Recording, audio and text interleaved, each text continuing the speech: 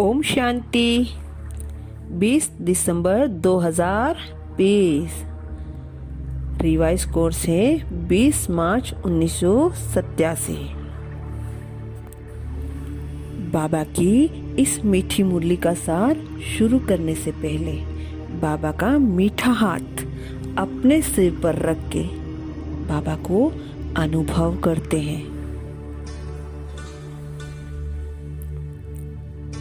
बाबा बोले, स्नेह और सत्यता की अथॉरिटी का बैलेंस। स्नेह और सत्यता की अथॉरिटी का बैलेंस। आज सत बाप, सत शिक्षक, सदगुरु अपने सत्यता के शक्तिशाली सत बच्चों से मिलने आए हैं। सबसे बड़े ते बड़ी शक्ति व अथॉरिटी सत्यता की है। सत दो अर्थ से कहा जाता है। एक सत अर्थात सत्य, दूसरा सत अर्थात अविनाशी। दोनों अर्थ से सत्यता की शक्ति सबसे बड़ी है। बाप को सत बाप कहते हैं। बाप तो अनेक हैं, लेकिन सत बाप एक है। सत शिक्षक, सत गुरु एक ही है। सत्य को ही परमात्मा कहते हैं। परम आत्मा की विशेषता सत्य अर्थात सत्य है। आपका गीत भी है, सत्य ही शिव है। दुनिया में भी कहते हैं सत्यम शिवम सुंदरम। साथ साथ बाप परमात्मा के लिए सच्चित आनंद स्वरूप कहते हैं। बाप आत्माओं को सच्चित आनंद कहते हैं। तो सत शब्द की महिमा बहुत गाई हुई है और कभी भी कोई की भी कार्य में अथॉरिटी से बोलते तो यही कहेंगे, मैं सच्चा हूँ, इसलिए अथॉरिटी से बोलता हूँ। सत्य के लिए गायन है, सत्य की नाव डोलेगी लेकिन डूबेगी नहीं। आप लोग भी कहते हो सच तो मीठो, सच तो मीठो नच। सच्चा अर्थात सत्यता की शक्ति वाला सदा नाचता रहेगा, कभी मुरझाएगा नहीं, उलझेगा नहीं, घबराएगा नहीं, कमजोर नहीं होगा। सत्यता की शक्ति वाला सदा खुशी में नाचता रहेगा, शक्तिशाली होगा, सामना करने की शक्ति होगी, इसलिए घबराएगा नहीं। सत्यता को सोने के समान कहते हैं, असत्य को मिट्टी के समान कहते हैं। भक्ति में भी जो परमात्मा की तरफ लगन लगाते हैं उनको सत्संगी कहते हैं, सत का संग करने वाला।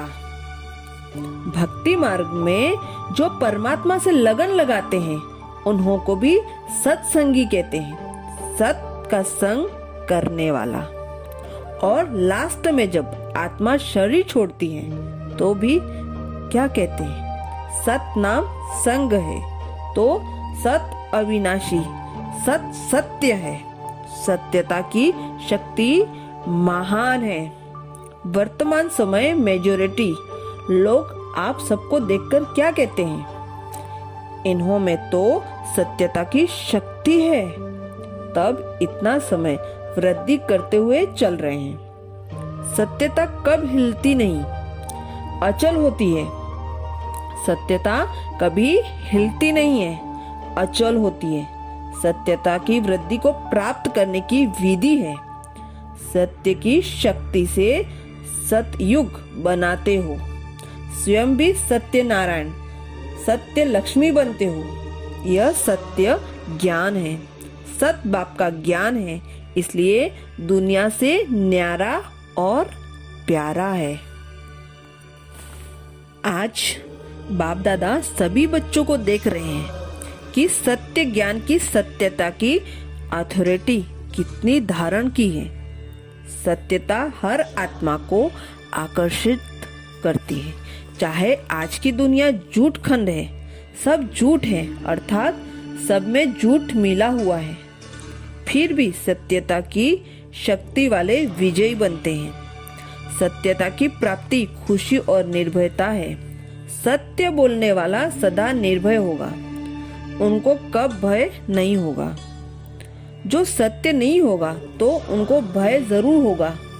तो आप सभी सत्यता के शक्तिशाली श्रेष्ठ आत्माएं हो। सत्य ज्ञान, सत्य बाप, सत्य प्राप्ति, सत्य याद, सत्य गुण, सत्य शक्तियां, सर्व प्राप्ति है। तो इतनी अथॉरिटी का नशा रहता है। अथॉरिटी का अर्थ अभिमान नहीं है। जितना बड़े ते बड़ी अथॉरिटी, उतना उनकी वृत्ति में रूहानी अथॉरिटी रहती है। वाणी में स्नेह और नम्रता होगी। यही अथॉरिटी की निशानी है। आगे बाबा बोले, अब तक जो किया वह ठीक था, करना ही था, आवश्यक था, क्योंकि धरनी बनानी थी। लेकिन कब तक धरनी बनाएंगे और कितना समय चाहिए? दवाई भी दी जाती है तो पहले ही ज्यादा ताकत की नदी दी जाती है, पहले ही ज्यादा ताकत की नहीं दी जाती, पहले हल्की दी जाती है। लेकिन ताकत वाली दवाई दो ही नहीं, हल्की पर ही चलते रहो। यह नहीं करो किसी कमजोर को हाई पावर वाली दवाई दे दो तो यह रॉन्ग है। परखने की शक्ति चाहिए, लेकिन अपने सत्य नए ज्ञान की अथॉरिटी जरूर चाहिए।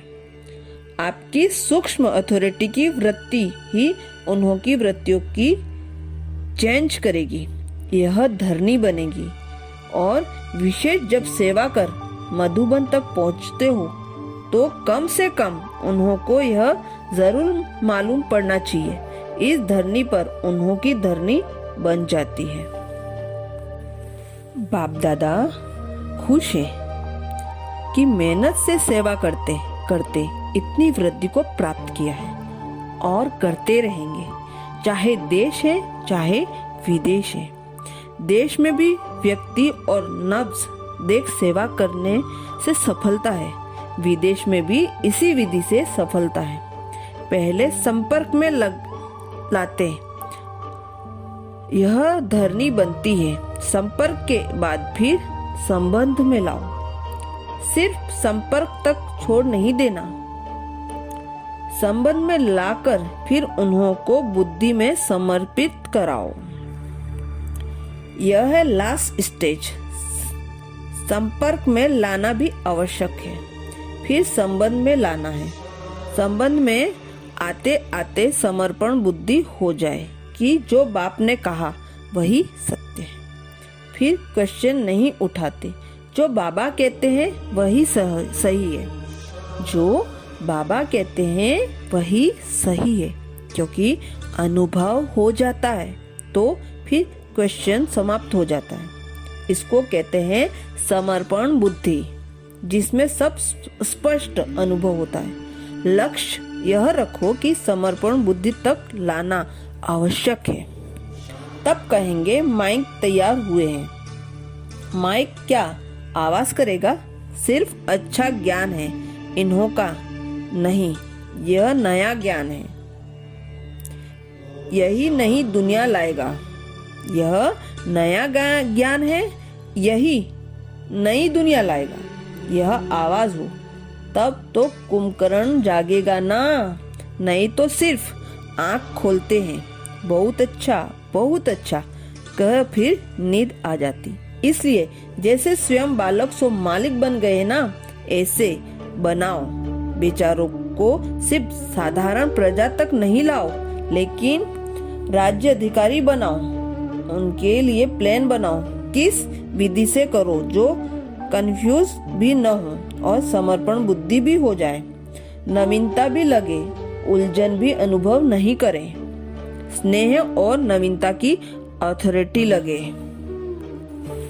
सर्व सत्यता की अथॉरिटी वाली श्रेष्ठ आत्माओं को, सर्व नवीनता और महानता को प्रत्यक्ष करने वाले सच्चे सेवाधारी बच्चों को सर्व स्नेह और अथॉरिटी के बैलेंस रखने वाले, हर कदम में बाप दादा द्वारा ब्लेसिंग आशीर्वाद लेने के अधिकारी श्रेष्ठ आत्माओं को, सर्वसत अर्थात अविनाशी रत्नों को, अविनाशी पाठ बजाने वालों को, अविनाशी खजाने के मालिक को, विश्व रचता सत बाप, सत शिक्षक, सदगुरु को याद प्यार और नमस्ते।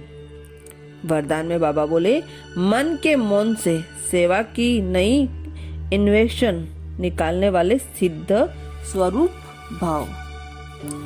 मन के मौन से सेवा की नई इन्वेंशन निकालने वाले सिद्धि स्वरूप भाव। जैसे पहले मौन व्रत रखा था तो सब्र फ्री हो गए। जैसे पहले मौन व्रत रखा था तो सब फ्री हो गए, टाइम बच गया था। ऐसे अब मन का मौन रखो जिससे व्यर्थ संकल्प आवे ही नहीं। जैसे मुख से आवाज न निकले वैसे व्यर्थ संकल्प न आए। यह है मन का मौन, तो समय बच जाएगा। इस समय के मौन से सेवा की ऐसी नई इन्वेंशन निकलेगी जो साधना कम और सिद्धि ज्यादा होगी। जैसे साइंस के साधन सेकंड में विधि को प्राप्त कराते हैं, वैसे इस साइलेंस के साधन द्वारा सेकंड में विधि प्राप्त होगी। आगे स्लोगन, जो स्वयं समर्पित स्थिति में रहते हैं सर्व का सहयोग भी उनके आगे समर्पित होगा। जो स्वयं समर्पित स्थिति में स्थित रहते हैं सर्व का सहयोग भी उनके आगे समर्पित होगा। अच्छा, ओम शांति।